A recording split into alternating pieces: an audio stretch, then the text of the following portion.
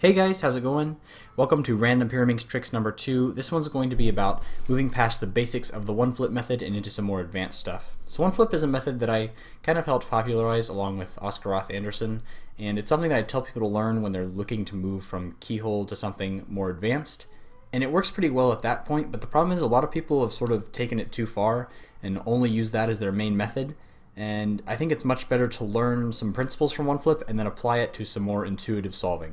So that's what I'm going to show you today. So typical one flip method is very linear. You start off with making a block like this. Two edges are solved and then one is flipped in its spot. And then you just use an algorithm to solve all three centers and flip that edge over like this. And then you solve the last layer with another algorithm. It's very straightforward, it's sort of method based, it's rote, there's not a lot of intuition needed, and it works okay, the move count isn't too bad, but you can definitely do better.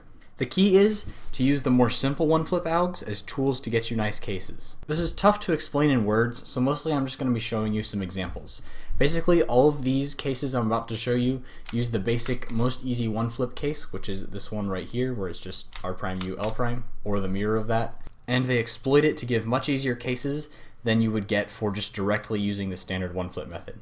I know that doesn't really make sense when I just say it, but just watch the examples. So let's take a look at this case right here. I'm going to be solving this top. I have this edge flipped over in the correct spot, and this one needs to go up to here, this one needs to go around to there.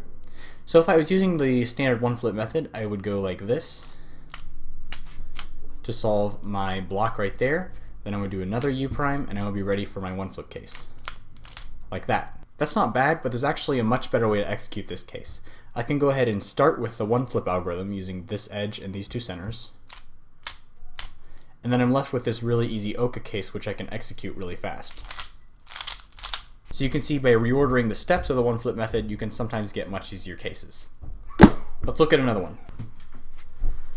Okay, here's another really good example, and this one I can use pretty frequently actually. So once again, I'm solving this red, yellow, blue top. I have this edge that needs to flip over, this one goes to here, and this yellow blue one goes up to there. So I could do it the standard one flip way and solve these two edges first, like that, and this leaves me with an easy one flip case. Or I could sort of cancel the two into each other. I could start with the first move of the one flip case and pull this edge down, right there. Then I solve these two, like that, and that actually does the U-turn of the one flip case for me. So I can just do a B prime and my whole top is solved. Here's another one. I have an edge solved and another one flipped in its spot right here. The final edge of my top is down here.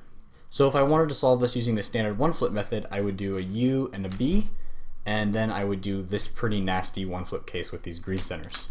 There's a much better way to do it. If I go ahead and do my one flip case right now with this edge, it'll bring this yellow-red one up to there, then I'll do a U, and then I'll do the L prime, which is the last move of my one flip case, and that actually pulls this red-yellow edge down to here. So now it's ready to be solved in just one move. It's way more efficient than doing it the other way. Alright, this is the last example I'm going to show.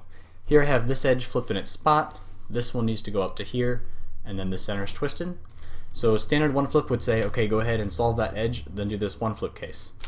That's not the best way to go. I'm going to do the one flip case right here, the easiest one, which will mess up this center, so R prime, U, L prime, and once I do that, it swings this red-yellow edge around to there, it's ready to be solved. Super easy. There's my top. So those are just 4 brief examples to give you some idea of what I'm talking about with moving on from the concepts you've learned in one flip to apply it to more complicated and intuitive cases. Get you much more efficient tops and lower times, but it's not something I can just teach you. You have to do lots of untimed solves and work on it. That's really the key to being fast with top first Pyraminx, is that efficiency and that ability to think for yourself. So that's it for today. Thanks for watching.